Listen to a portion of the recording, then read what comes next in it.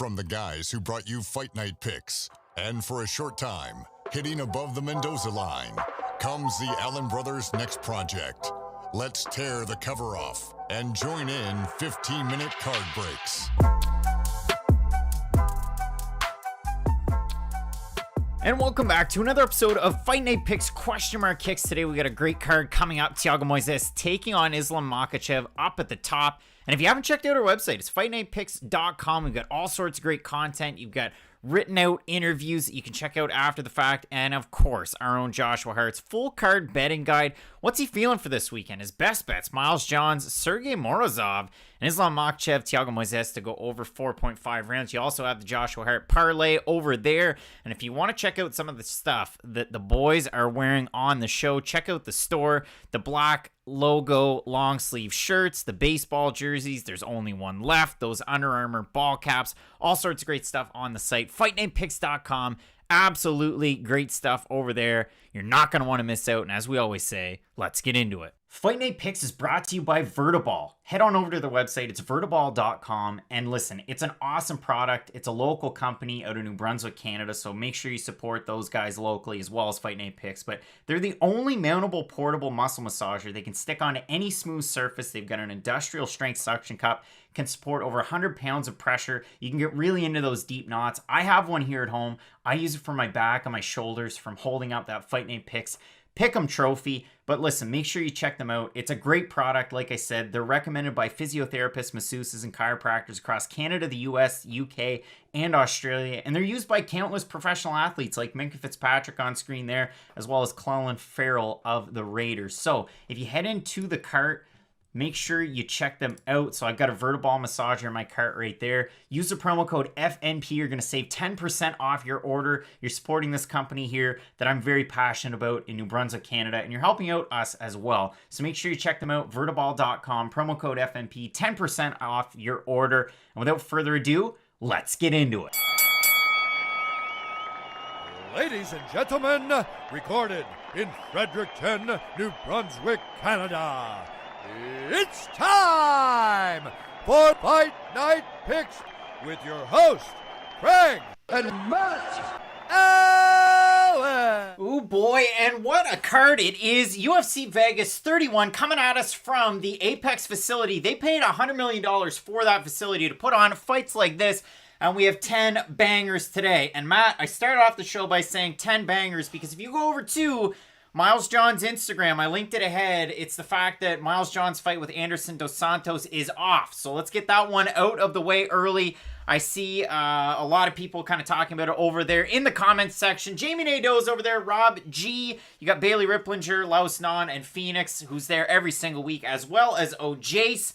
Cam is throwing out the fact that he's loving the dogs this week. Matt, it is a really interesting card. It is. There is only 10 fights. Let me finish. You got the return of Miesha Tate, who's been away forever. She's all bodied up. It's just a weird mix of fights where last week we had a lot of chalk. I said that from the start. I can't believe how wrong we both were with Yana Kunitskaya and Irene Aldana. And then we both had the co-main event wrong, but those were the only two. I'm coming back. I'm coming back for the title. I'm getting it. 10-2 last week. The QMK parlay hit. And overall, I'm really feeling it. Usman is saying, how am I feeling about Billy Q? Well, I didn't pick Billy Q. I didn't have Billy Q. I don't know. That's why he's asking your opinion on it. So this is a really weird card. It is kind of all over the place. I know personally, I'm really looking forward to that co-main event because my question is, why is Miesha Tate coming back? She kind of left because she fell out of love with the sport. And the fact that she is coming back, does she think, okay, if I beat Mary Renault, then I'm right back in the top 10, top 15 range, and I can go on that title run? Or am I just kind of back to be a UFC fighter? I think there's a lot of questions that we are going to get answered on this card. And yeah, it might not have, a lot of top tier names on it like the Poiriers or the McGregors, but it's still a good fight card. Apparently we've got a delay. I can see it here. So you know what, Matt? Let's throw it on over to the fight of the night screen. And it's not really doing a whole lot for us. I mean, Romario's saying your audio's distorted. I don't know why, but it just is. This isn't good. Matt, let's talk about the fight of the night here. I'm going to try and fix these technical issues, and we'll do our best. So, we've got Jeremy Stevens, Mateusz Gamrot. I absolutely love the fight. What are you thinking here? This should be a phenomenal fight for as long as it lasts. And I know a lot of people who have broken this fight down. Not a lot of people predict that it is going to go to the decision. Mateusz Gamrot, so crafty on the mat, so good on the feet, got really good hand speed and deceiving power. And we all know how good his wrestling is. He was able to demonstrate a little bit of that in the early goings of the Scott Holtzman fight. And for Jeremy Stevens, like, this is probably your career kind of crossroads fight. If you lose this one, then you're probably going to be Jeremy Stevens' Bellator fighter. If you win this one, then you're going to take all of Mateusz Gamrot's hype, and that is a lot of hype. So I do think it will be a very, very fun fight for as long as it lasts. Now we're gone for a little bit, but the people can still hear us, so I'm going to play around with the webcam a little bit. I think I know why we were so far off. We're going to do this. We're going to go like that. And boom goes the dynamite. And now there's no leg. Now I'm going to fix the brightness. And you can talk a little bit about Makhachev and Thiago Moises. So, in tonight's main event, it should be really interesting. And listen, I've said this to a lot of people who have just asked me, like, I say on the street, it's not like I get stopped on the street, but just my friends, they're like, okay, how good is Islam compared to what we've gotten in Khabib? And from Khabib, listen, he was that great grappler, he's got the great ground and pound, but they are different in the ways that they do grapple, and that's why this fight's gonna be really interesting. I remember when Davi Hamosh was gonna fight Islam Makhachev, and leading up to that fight, they were like, oh, well, Davi Hamosh, you gotta watch out. You can't really take him down. He's so good on the mat. We saw what Makhachev was able to do once he was able to get Hamosh down to the mat. So I do expect more of the same in this fight, but I do think Thiago Moises is a very interesting... He poses an interesting question, I should say, to the riddle that is Islam Makhachev, because the jiu-jitsu is so tricky. We saw that in the Michael Johnson fight. They were on the mat for, 4 seconds, and he was able to lock up that submission. He's so crafty on the mat, and he's so deceptive, too, with his submissions. He's crafty off his back and from top position. Thiago Moises, although many people are counting him out in tonight's main event, I do feel like is going to make a very good account of himself. All right, Matt, so we'll whip down through the entire thing. It seems like there's still a little bit of a lag. It seems like people are appreciating it. Clay hit us up with a super chat earlier, so apologies for not shouting you out. You're supporting the channel.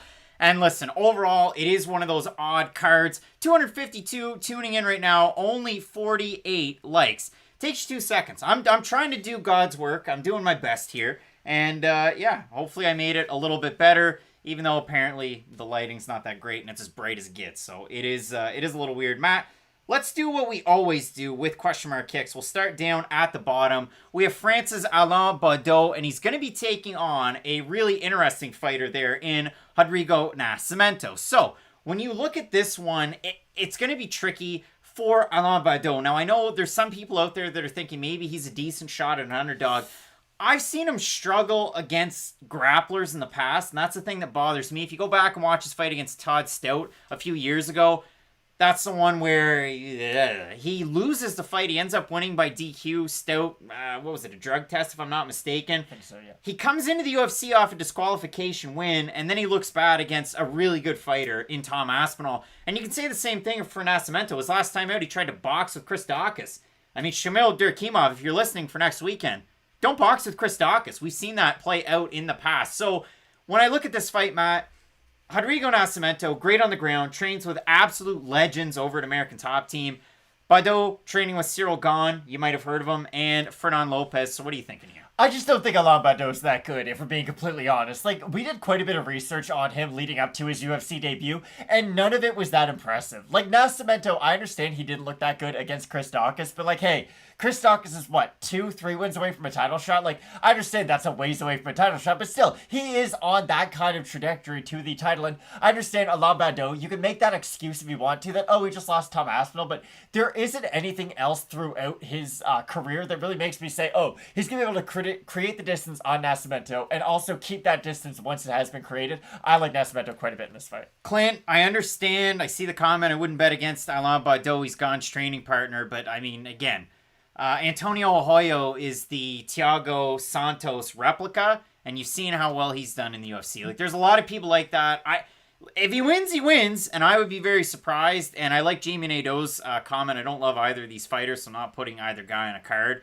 That's the one, like, I looked at this and was thinking, like, maybe I throw Nascimento on mine. I won't, but the pick is still Nascimento. I think he's going to finish Baudot on the ground. I won't say finish, but I do like Nascimento quite a bit. All right, we're both going with Nascimento in that fight. You got Nicholas saying Baudot for the knockout. That'd be a bit of a surprise. Matt, your next fight, it's going to be a really tricky one. Francisco Figueiredo. He's taking on Malcolm Gordon. And I was surprised because you can see it there on the graphic. 5'6" for Figueiredo to 5'7" for Malcolm Gordon. They stared down. Figueiredo was a little bit taller. Malcolm Gordon looked mean. Malcolm Gordon looked thin. Malcolm Gordon, Canada's next flyweight great, but he hasn't done so well in the UFC so far. For Figueiredo, he beat Jerome Rivera, but 4 people did out of the 4 that he fought in the UFC. What are you thinking here? Francisco Figueiredo's weird, because he kind of fights like his brother, but kind of not. Like, they have that same kind of old-timey boxer style. It's that very open style, but he doesn't really have, like, the crazy power or the crazy jiu-jitsu. There's a lot there to like from Francisco Figueiredo, and I could honestly see... I could see his career going one of 2 different ways. Like, if he just got hurt after one fight and was never really able to get, any momentum and get up to the top 15, I wouldn't be surprised. If he became champion one day, I kind of wouldn't be surprised, because that's where his skill set is. He's got one of those weird, like, I'm a sniper kind of a striker where I catch guys on their way in, and I do see that being the game plan for this fight. I think Malcolm Gordon's going to have to find a way to close that distance over and over and over again, and every single time he's going to be closing that distance, he's going to leave himself open, and I do see Francisco Figueiredo, who, although is not a big power puncher by any means, I do feel like with the somewhat lax durability of Malcolm Gordon and the fact that he's going to be moving into Francisco Figueiredo's shots, I like Figueiredo quite a bit in this fight. Now, Adrian Skorka is saying QMK parlay. Adrian, you know the QMK parlay. It happens as we go, as those fights pop up, and last week it hit. It was plus 161, so it went well.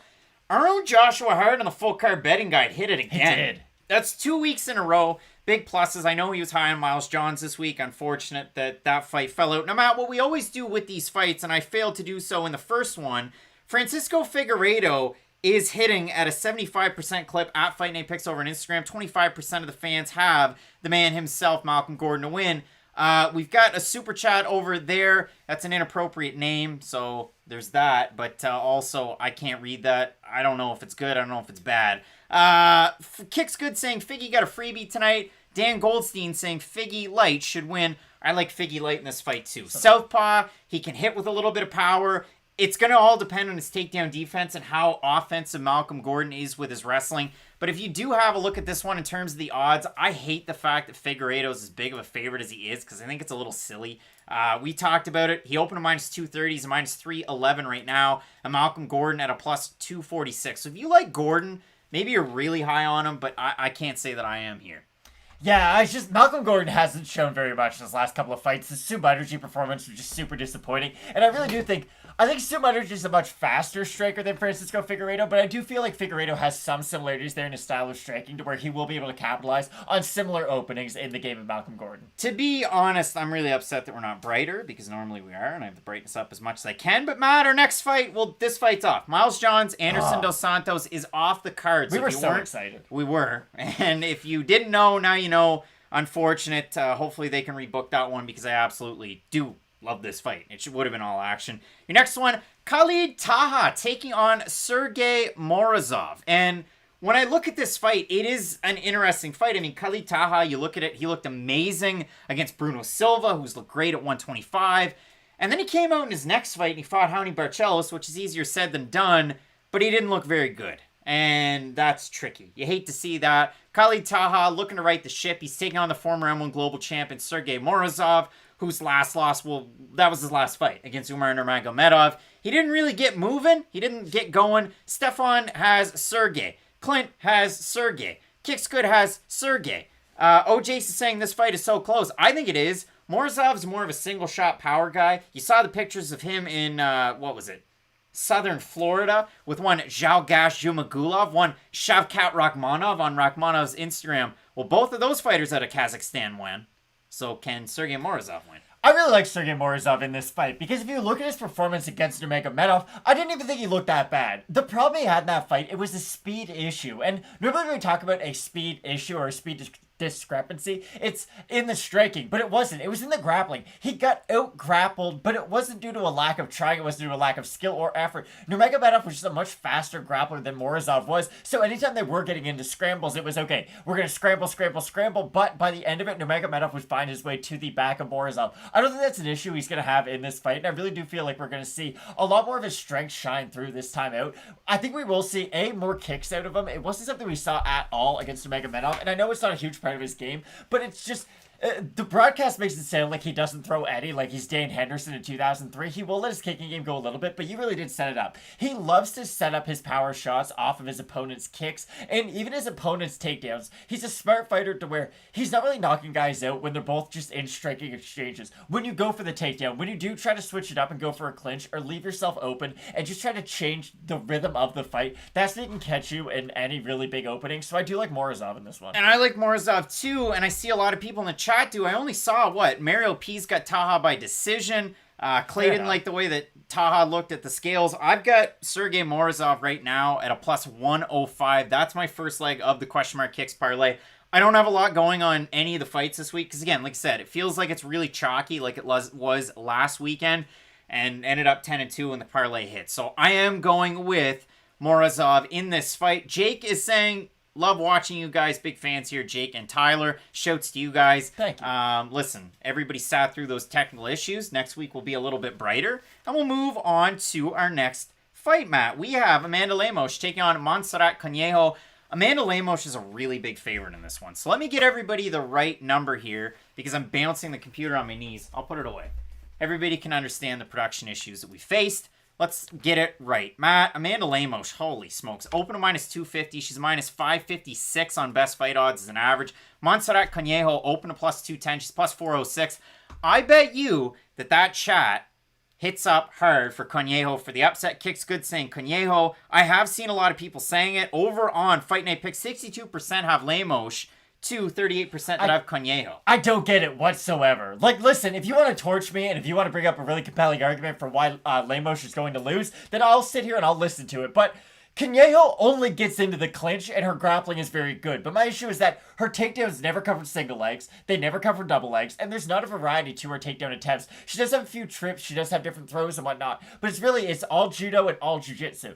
Her stand-up is very, very, very basic. And if you just look at who Amanda Lemos fought in her last fight, Lavinia Souza, listen, I understand her UFC career might not be as great as a lot of people were hoping for, but she is still a solid fighter. And honestly, I look at Lavinia Souza as a very similar fighter to Conejo. I know that there's differences for sure, but they're both very basic strikers. They both can't really set much up by way of their striking, and they both just kind of rush into the clinch constantly. When you use that kind of a game plan to fight someone like Amanda Lemos, you're going to be constantly walking into elbows and knees. And the thing for Lemos is that her tie clinch is really good. So if you're the shorter fighter trying to get her into a clinch, the tie clinch is going to be a lot easier. And those knees up the middle are going to be that much more damaging. I like Amanda Lemos a lot in this fight. I understand every time it feels like there's a fight where there's odds like this, people want to bring up reasons for why the underdog's going to win. And this is one of those few times where honestly, I just can't think of many. Matt W. Lemos wouldn't beat Buys, though. Lemos just beat the former Invicta champ. I don't want to get heated. I don't want to get upset. But to me, Amanda Lemos is one of those top 15, top 10 type of talents. Gazbach is saying, but Amanda Lemos is so legit. And then there's also, again, the comment spamming. I think they didn't like the spamming of the head and arm throws. No, it was weird. I think the end of the fight was really weird. That was just an odd fight. But you see it from Conejo again. She's Mexican wrestling champ. She had big fights before she came into the UFC. She can hit a single leg. She can hit the head and arm throw. Her jiu-jitsu is really good. Amanda Lemos is that fighter. And she's one of those fighters that at 9-1-1, her only loss was to Leslie Smith at 135 pounds. Like, her Muay Thai is so good. I like Lemos, but again, at minus 556, it's just not worth it for me. It might not be worth it for you, but again, it's every single time there's odds where there's someone who's a minus 400 favorite, people want to bring up reasons, well, this person's good at the one thing. I get it, there's Conejo supporters. I just don't think this is the fight for her. All right, so let's have fun with the next fight. We have Daniel Rodriguez taking on Preston Parsons. Matt, I threw it out there. I wanted to give shouts to Parsons. 9 wins by submission of his 9 wins. It's absolutely insane. He boxes himself into a clinch, into the takedown. His takedowns are good. Physically looks really fit coming into this one. He weighed 169.5. D-Rod in at 171. And if you look at it, the takedown defense for Daniel Rodriguez, pretty decent in the UFC. He's had some absolute brawls so far in his what feels like a young UFC career. If you look at it, 78% takedown defense, 55% accuracy, a little bit taller, a little bit bigger. I'm eager to see these guys both make the walk into the cage.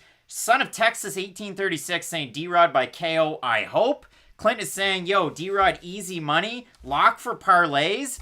Yikes. I mean, it's a tricky fight. I like D-Rod quite a bit in this one, but maybe you can make the argument for Parsons. This is the problem. I don't think the numbers about D-Rod's takedown defense tell the full story. I don't think he has very good takedown defense, although I do think he's going to win this fight. He got taken down twice by Mike Perry. You can't have great takedown defense if you've been taken down multiple times by a guy like Mike Perry. And the thing about D-Rod is that a lot of his matchups in the UFC up until this point have been those blood and guts style of fights. Like, the UFC knew what they were doing when they put Tim Means and Daniel Rodriguez together. The UFC knew what they were doing when they put D-Rod and Nicholas Dalby in there. Like, they're trying to get those fun fight of the night style fights. I think D-Rod's going to win this fight, and I think he would win this fight 9 times out of 10, because a lot of guys, even in the rankings, probably not like in the top 10, but I would say those like 13 to 15, all the way back to like 20, those aren't the guys who want to fight D-Rod. He's a very dangerous fighter. He can get it done on the mat and on the feet, and the weird thing about him is that he's going to make fights closer than they have to be. Like, he should be a 335 favorite. Don't get me wrong. He should have beat Nicholas Dalby. He should have, but like, he should be a 335 favorite because he's the much more proven fighter. He's got the much better resume and all that.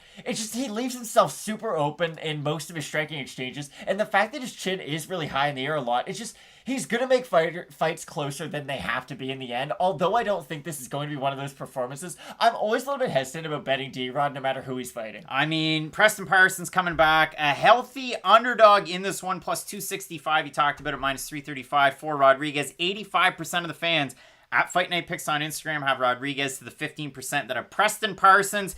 Matt, let's give Preston Parsons his due. Shouts to Elevate MMA in Jacksonville, Florida, or Jacksonville Beach. And shouts to the fact that I didn't know Jacksonville is in Duval County, and that's why that card was called Duval. I thought maybe it was Robert Duval, but yeah, for me, I do like the man himself, Daniel Rodriguez, in this fight. So we move on to our next one. Gabriel Benitez is taking on Billy Quarantillo. And if you liked even the prospect of Anderson Dos Santos and Miles Johns, this is like that fight, but they turned it from an 8 to a 9. I love this one. This is like the honorable mention, if you would, to a fight of the night. And listen, there's only 10 fights. This one's right up there. The pro saying, Craig literally made me $2,500 on the Terrence McKinney call. Just listen to the man work. Well, I didn't pick Terrence McKinney. I thought I gave him his due, though. So if it's that way, it's that way. Hit up the super chat. We'd appreciate it. But Gabriel Benitez is a really fun fighter. His kicks are insane. His knees from your stomach to your back are insane. If you talk to Justin James about it. Clinton is saying that it's his fight of the night. I love it because Billy Q brings the wrestling. He normally brings the volume. He normally brings the patience.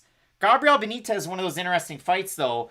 And I'm eager to see how his gas tank fares, but he made weight and he looked good on the scale. I thought he looked good too, and that's the thing with Gabriel Benitez. It always comes down to how does he look on the scale, and then we can predict his fight. Because the best version of Gabriel Benitez is a phenomenal fighter. He's this long-range Muay Thai striker who's got a wide variety of kicks, very powerful variety of kicks, and he's got great boxing and jiu-jitsu. The problem has always been how much does the weight cut drain on him. And don't get me wrong, there's other problems with his game. It's not like he's some championship quality fighter, but Gabriel Benitez against most unranked fighters is probably going to win by stoppage. And honestly, I really like Gabriel Benitez in this fight because the defensive inconsistencies of Billy Q. I like the fact that Billy Q walks forward. I like his volume. But the issue is that he gets himself in trouble when he does walk forward. Even go back to the Spike Carlisle fight. I know people like to hate on Spike Carlisle because he's crazy and all that, but like, Spike Carlisle connected clean on Quarantillo over and over and over again. And in the end, it was Carlisle's gas tank that couldn't keep up until the final bell. And I don't think that's a problem Benitez is going to have. I think if Benitez invests in those calf kicks early and the body kicks early, whatever advantage Billy Q has in cardio is going to be diminished by that third round. And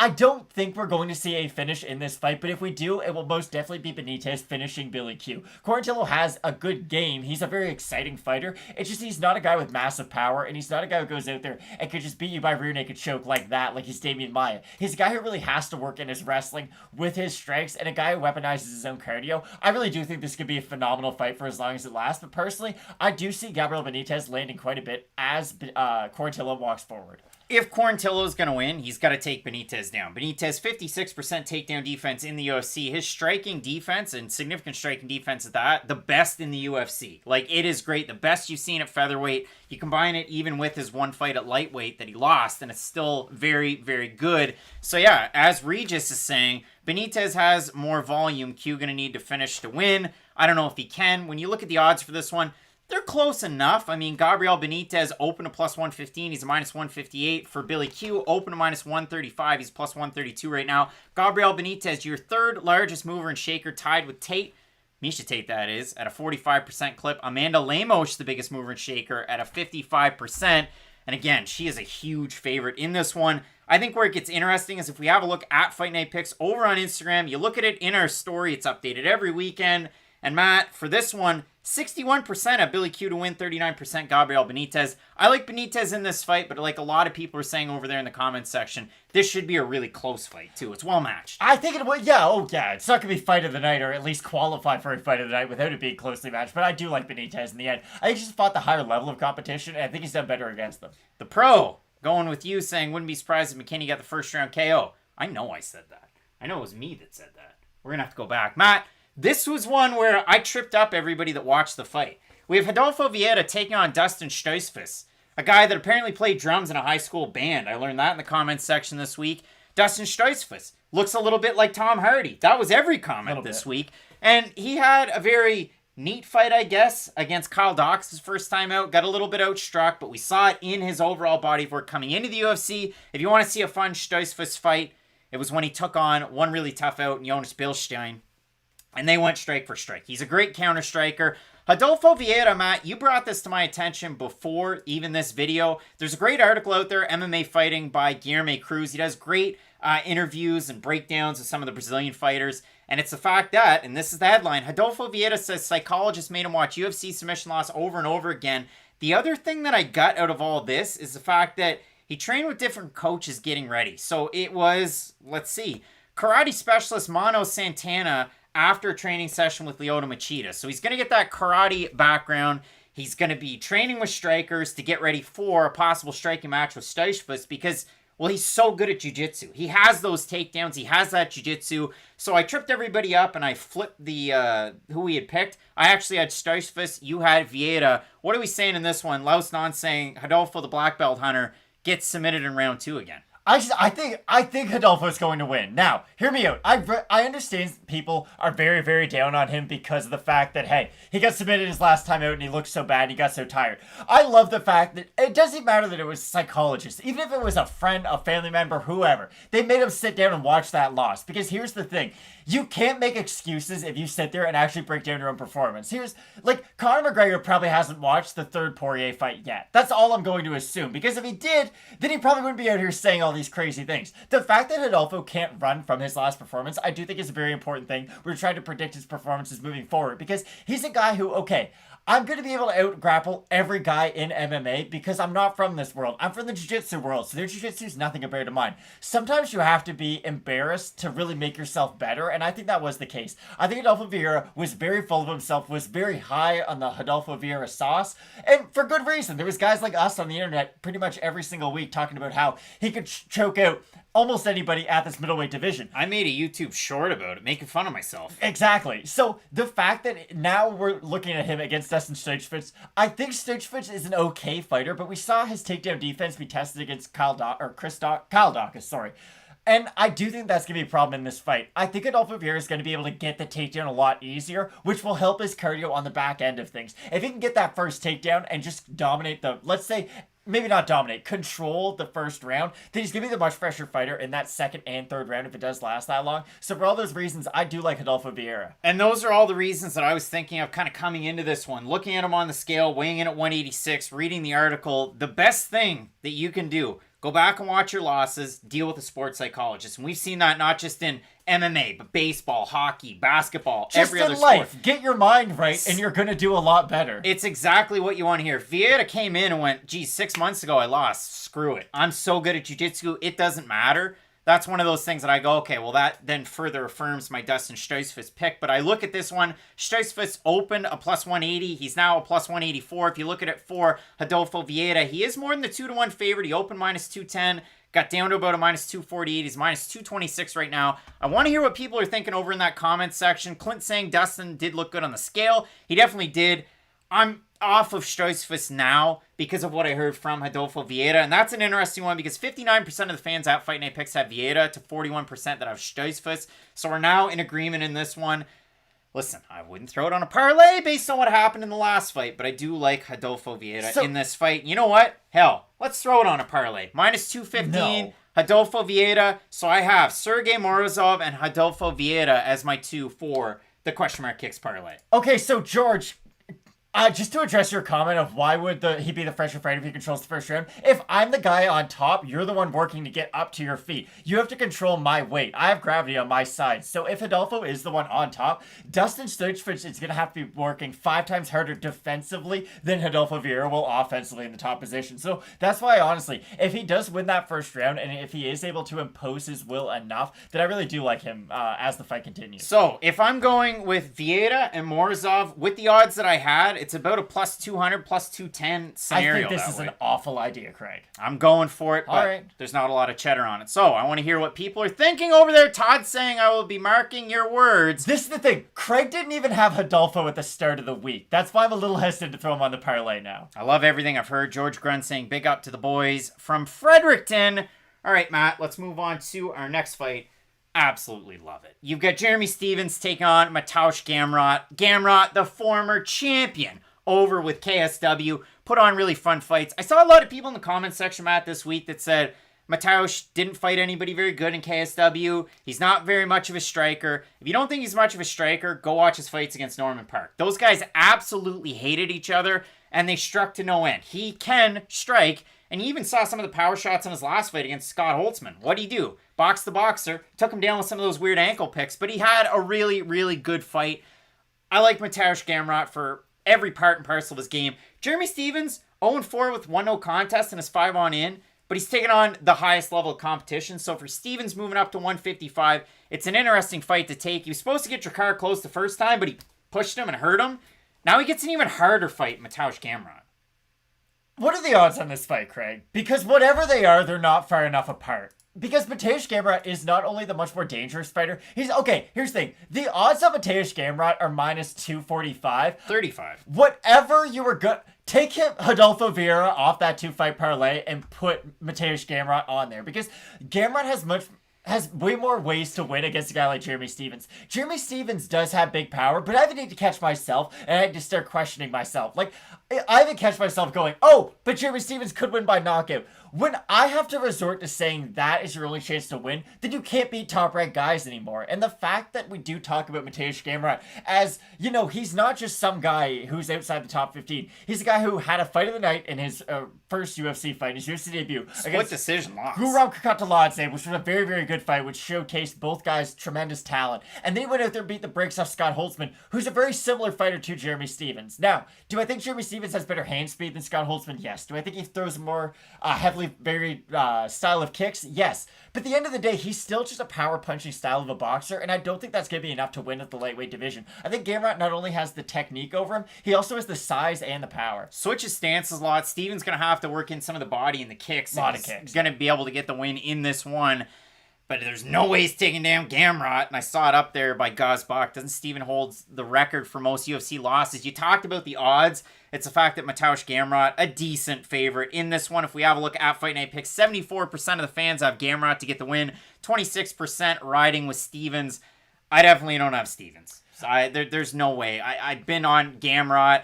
You know, Dricus Duplessis. There's a lot of those fighters coming into the UFC that I've been really high on. Mateusz Gamrot, one of them. And even in that split decision loss to Guram Kakataladze, shout out to Georgi Kokashvili over on Twitter, who's always repping the Georgian fighters. But for me, I've definitely got Gamrot in this fight for sure. I like Gamrot quite a bit, yeah. Not only on the feet, but on the mat especially. I just don't really see Jeremy Stephens having much for him. Our next one, Matt, we've got Marion Renault taking on Miesha Tate. Miesha Tate's gone on record. She's going for the belt. She looks physically great in this one. And she's still only a slight favorite. I mean, when we made the video, she's been a minus 140. She opened a plus 115. She's minus 160 right now. Marion Renault opened a minus 135. She's plus 133 right now. All the promo I've seen for this week's card has been Fight Night Picks, Fight Night Picks, Fight Night Picks, a little bit of UFC in there. And when the UFC promotes it, it's Islam Makhachev and Marion Renault, and that's been about it. No, I'm just kidding. It's not Marion Renault. It's Miesha Tate. There's been so much Miesha Tate hype out there by the UFC and others. Do you buy into the hype train a little bit, or is it even a hype train? That's why I was just about to question even the term hype train, because it feels like the opportunities have been given to her, but I don't really feel a lot of hype for this fight. I understand people might be excited for Miesha Tate coming back. Listen, I was a Miesha Tate believer, I guess. I thought it was really cool when she won the title against Holly Holm, but At the end of the day, she's a very, very one-dimensional fighter. All she does is wrestle and box a little bit. And no one can argue that with me, because the last version of her, that's all we really saw in the cage. And I understand a lot of people want to think that there's going to be this brand new version of Miesha Tate. Oh, she's been off for 5 years. She's been training for those 5 years. She became a mom. She's had a lot of things go on in her life. It's kind of like when I bring up Conor McGregor. He can be a very good version of himself. He might be 99% of what you thought when he walked away from the sport, but he will never be better than what he was when he walked away, when he was that full-time fighter. Whatever you think, whatever your opinion is on this co-main event, you can't tell me that Miesha Tate's going to be a better version than she was 5.5 years almost now. Because Miesha Tate, I do think, might have made a few advances, but I still think she's just going to go out there and wrestle for the majority of this fight. And with Marion Renault, I feel like Marion Renault, oddly enough, is the better striker. Never thought I'd say that in a fight, but she does have pretty good pop behind her shots, and I don't love the way that Miesha Tate's face marks up throughout fights. Her nose has been broken multiple times, and I understand she's had a lot of time off. I'm sure that has been fixed, but just something you think of, so you got to talk to it about you guys. I do like Miesha Tate. Maybe it's not a great pick, but I just see her out wrestling Marion Renault consistently. Marion Renault is really good at jiu-jitsu. They're going to bring that up a lot. She is a very credentialed black belt, but she has in the past been held down. Even go back to the Kat Zingano fight. Kat Zingano was able to go hip toss into basically just holding Marion Renault down. I feel like this fight's going to be very similar. I mean, when I'm looking over there in the comments section, it's funny because I did see one a little bit up further. Alexander Ryan saying 5 years and 2 kids is a lot. No bet for me. It's a no bet for me either. I've got Miesha Tate in this one because, again, I can read into some of those intangibles. 82% of the fans at Fight Night Picks on Instagram have Tate. 18% have Renault. We already talked about the odds. But when I look at Marion Renault, yes, the record's salty, 9-7-1. Yes, she's 44. She's 10 years older. But she's been fresh. She continues to fight. And even the level of competition she's been against. Yeah, did Macy Chasson look great against her last time out? Sure. I thought Marion Renault beat Yana Kunitskaya. Like, she pretty well broke her eye all to bits. She looked good. But in this fight, it is really difficult. I will go with Tate, but again, it's a closer fight than a lot of people are saying, maybe. If Marion Renault wins this fight, Dana White's going to burst like a blood vessel in his forehead. It's going to be a title fight for Miesha Tate if she wins. Because this division's weird. Islam Makhachev taking on Thiago Moises, our main event. You let us know in the comments section who you've got. We got about 700 people tuning in for a 10-fight card. Probably more people watching this than the Miesha Tate Marion Renault fight. With Islam Makhachev and Thiago Moises up at the top. So all you got to do, you toss up a like, you let us know who you're taking in this fight. Branch above over in the comments section saying Cupcake is a lock. Wow.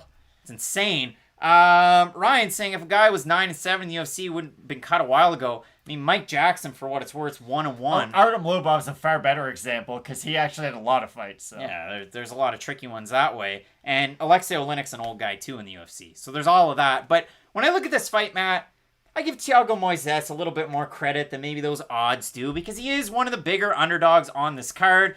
Look like he got to dip in when he goes to the weigh-ins. Islam Makhachev coming in, open to -500 favorite. He's a -728 average on best fight odds. Thiago Moises at a +500 right now. I think we can make a compelling case for Thiago Moises, to have fun. But Islam Makhachev has been future champ for a long time, and there's only one fight that he's lost. He got caught by a wild check hook and knocked out. Does Thiago Moises do that to him? I don't necessarily see it. He got caught because he leaves himself open. Like, Islam Makhachev isn't unbeatable in the way that people think that he is unbeatable. I do feel like once he gets into that top 5 range, and when he does start to fight very competitive fighters, then he will start to lose more, because I don't think he is as multifaceted as Habib was. With Islam, he really only does go from takedown, dominate you on top, very much control over submission, and then I will eventually find that submission. He does even leave himself open with his ground and pound. Like, to create separation, to create your own ground and pound, you're creating distance for your opponent too. That helps them with submissions, that helps them with sweeps, helps them with a lot of things. Islam is so defensively sound, not only on the feet, but on the mat. He doesn't even leave himself open for offensive ground and pound. This is my issue with Islam Makhachev.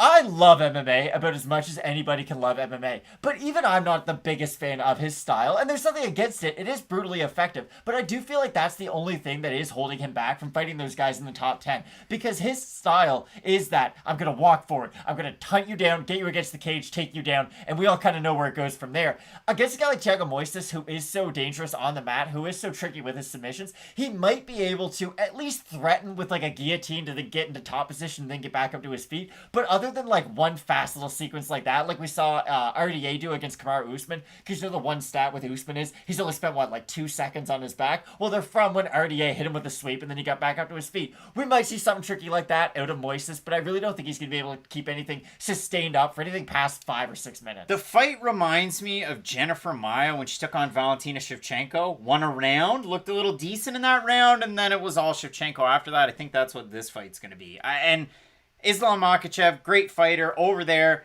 Zach saying Islam loses to most of the top 5. A lot of people are asking, well, what's the call-out going to be? Who's it going to be? I think that Dos Anjos fight is the fight to make again. I think you book it. Dos Anjos, did he weigh in as an alternate for Poirier McGregor? He was there. He was upset. He wanted McGregor. But I'd say with the leg break, RDA's not getting the fight against McGregor. So you end up with the Islam Makhachev one again.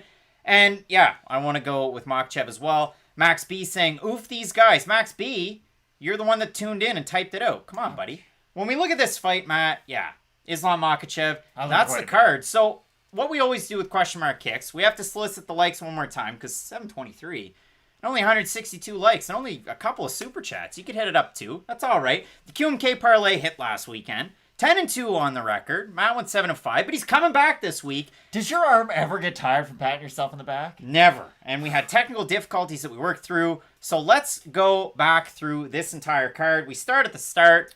We have Alain Baudot. He's taking on Rodrigo Nascimento. Both of us with Nascimento here. Yeah, here's the question. Does Baudot get another one after this?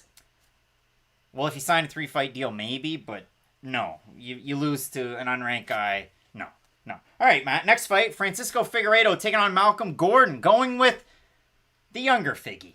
I think the younger Figgy's probably got this one. And it's not even that we're putting a lot of stock into his skills. Just Malcolm Gordon's been very underwhelming in the UFC so far. I'll flash the graphic. It might upset some people. Miles Johns Anderson dos Santos, if you hadn't heard, is off the card. So we move to our next fight. Khalid Taha taking on Sergey Morozov. Morozov, my first leg of the question mark kicks parlay. I like Morozov as well. He didn't look great in his UFC debut, but I do feel like there's a much better fighter that's going to be shown tonight. All right, Matt, our next fight, we have Amanda Lemos taking on Montserrat Conejo. Lemos cut her hair. Maybe it'll make her more aerodynamic, but I like Lemos there. So do I. I feel like her Muay Thai... I just don't think Conejo will have an answer for the Muay Thai of Lemos. Matt, next fight, D-Rod, Daniel Rodriguez taking on Preston Parsons.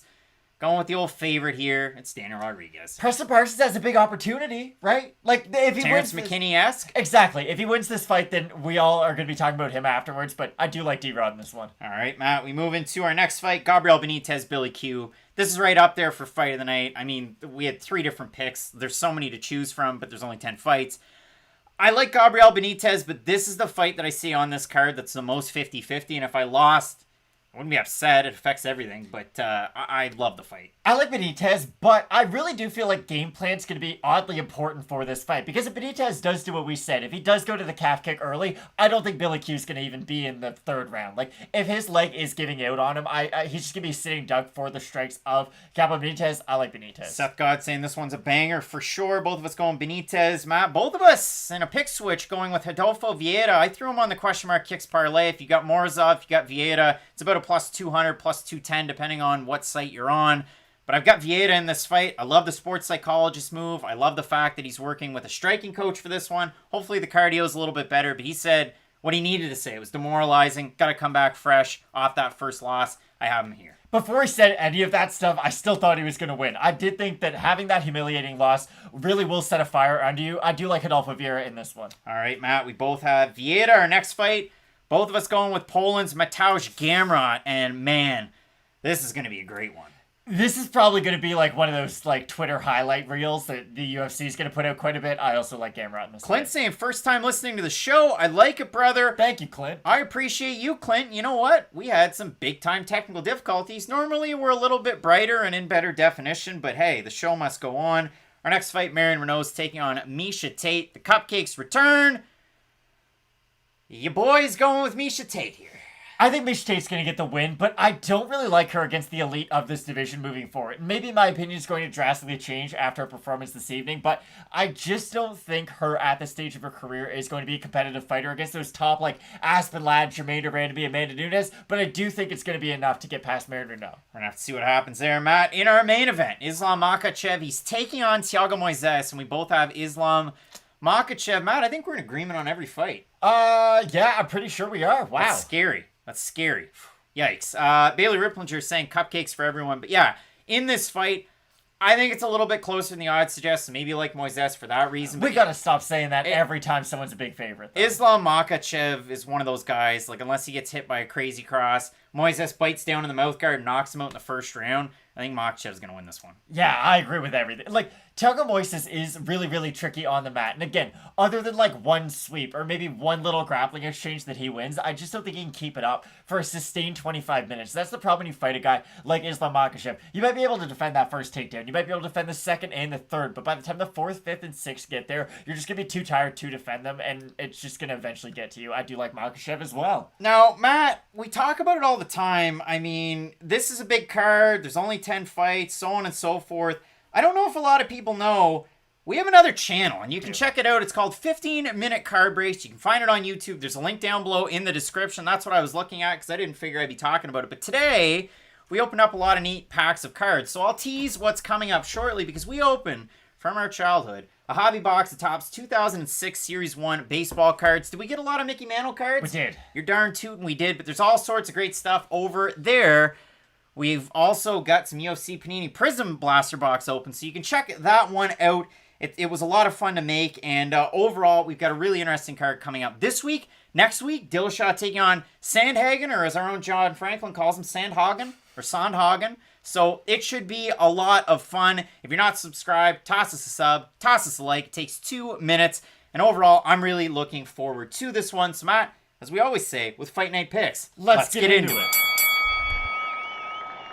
Ladies and gentlemen, recorded in Fredericton, New Brunswick, Canada, it's time for Fight Night Picks with your host, Craig and Matt.